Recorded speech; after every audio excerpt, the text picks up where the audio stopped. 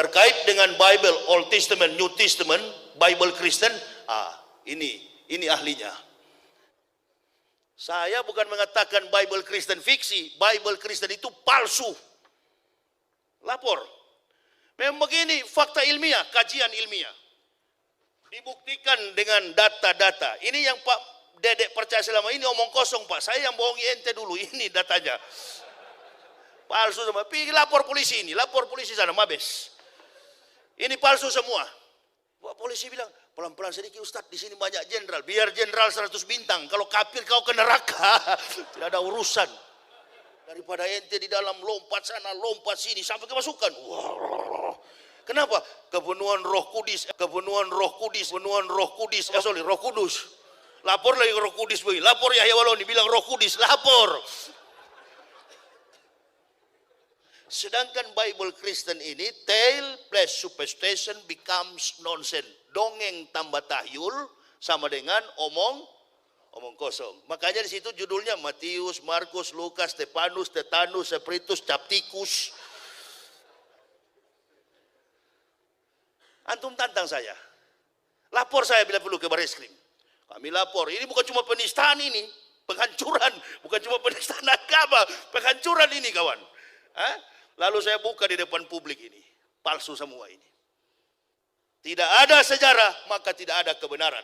Tidak ada kebenaran, maka tidak ada teori. Tidak ada teori, maka tidak ada ilmu pengetahuan. Ini teorinya sungsang semua. Teorinya tidak jelas. Fakta historiknya kabur. Fakta historiknya kabur. Fakta historiknya kabur.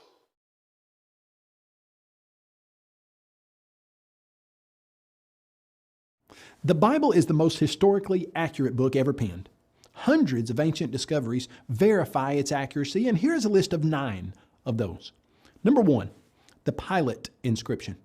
In 1961, in an Italian-sponsored dig in Caesarea, archaeologists uncovered a stone that had a Latin inscription on it that said Pontius Pilatus, prefect of Judea. That Pilate is mentioned in the gospel accounts on several occasions. You read in John 19:29, Pilate then went out to them and said, "What accusation do you bring against this man?" The find verifying the New Testament statement that Pilate was the prefect of Judea. Discovery number 2, Hezekiah's tunnel. In 2 Chronicles 32:30, we read a statement that says, this same Hezekiah also stopped the water outlet of Upper Gihon and brought the water by tunnel to the west side of the city of David. You would think that if a king had dug a tunnel under Jerusalem, we would be able to find it, and that's exactly what we find. A huge tunnel that matches perfectly the biblical description of Hezekiah's tunnel. Discovery number 3, the Taylor Prism.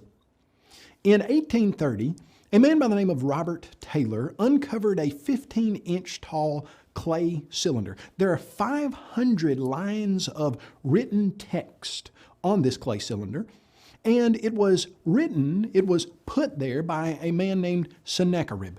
Well, Sennacherib was a king of Assyria that you read about in the Bible. On the clay cylinder, here's what Sennacherib said. As to Hezekiah the Jew, he didn't submit to my yoke. I laid siege to 46 of his strong cities, walled forts, and to the countless small villages in their vicinity, and conquered them by means of well-stamped earth ramps and battering rams.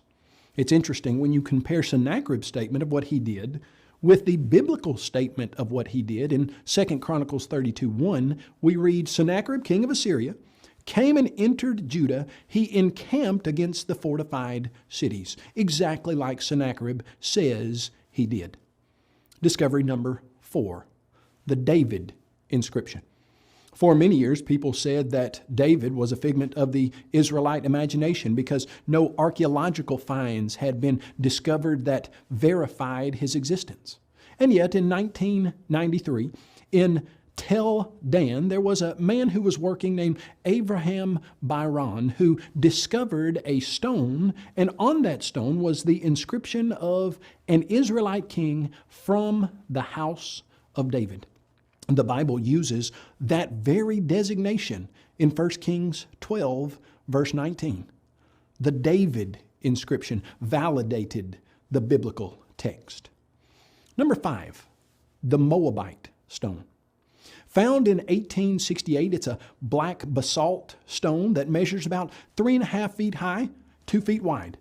On that stone, Mesha, the king of Moab, cut lines of text in about 850 BC. Mesha mentions that Omri was the king of Israel who had oppressed Moab, but then Mesha says he saw his desire upon Omri's son and upon his house. The Mesha stone cites Omri as the king of Israel, just as 1 Kings 16, 21 through 28 indicates. Furthermore, it mentions Omri's son, Ahab, in close connection with the Moabites, just as 2 Kings 3, 4 through 6 does. In addition, both the Steel and 2 Kings 3, 4 through 6 list Mesha as the king of Moab, and it further names the Israelite tribe of Gad and the Israelite God Yahweh. Another validation of the biblical accuracy. Number 6, the Nazareth house. In 2008, a skeptic named Rene Salm wrote a book that he claimed destroyed Christianity once and for all. He said that Jesus could not have existed because there was no town of Nazareth in the first century. In 2009, an archaeological discovery was announced that they had found a small house in Nazareth that dated to the first century. The house was only about 900 feet square total, but it was large enough to provide evidence of the Bible's accuracy. Number 7, the Cyrus cylinder. In 1879, Hormaz Rassam found a small clay cylinder. It's about 9 inches long, and it's now in the British Museum of Natural History. In the ancient city of Babylon, he uncovered this, and this clay cylinder was commissioned by King Cyrus. And it had an inscription on it about his victory over the city of Babylon and his policy toward the nations he had captured. And the text said, "I returned to these sacred cities on the other side of the Tigris, the sanctuaries of which have been in ruins for a long time, the images which used to live therein, and established for them permanent sanctuaries." The policy, often hailed as Cyrus's Declaration of Human Rights, coincides perfectly with the biblical account of the ruler's actions, in which Cyrus decreed that the temple in Jerusalem would be rebuilt and that all the exiled Israelites who wished to join in the venture had his permission and blessings to do so. You'd read that in Ezra chapter 1, verses 1 through 11. This little 9-inch long clay cylinder stands as impressive testimony that validates the biblical accuracy. Number 8, the discovery of the Pool of Siloam. In 2004, a majestic stepped entrance to the Pool of Siloam was uncovered in the area known as the City of David.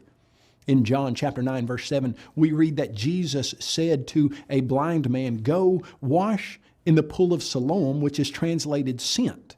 So he went and washed and came back seeing. Validation once again of the biblical accuracy. Number 9, the Hittite tablets. For many years, people made fun of the biblical text and said it mentioned people and places that never did exist. One of those groups was the nation of the Hittites. But in 1906, Hugo Winkler was doing some excavation in the Turkish city of Baghdad, Koy. There he uncovered 10,000 clay tablets that documented the history of the Hittite nation, and they discovered that that area was the capital of the Hittite nation. In Joshua chapter 11, we read about the Canaanites in the east and the west, and the Amorite and the Hittite. In 1906, Hugo Winkler discovered the Hittite nation that the Bible had mentioned some 3,000 years before. The Bible is the most historically accurate book ever penned.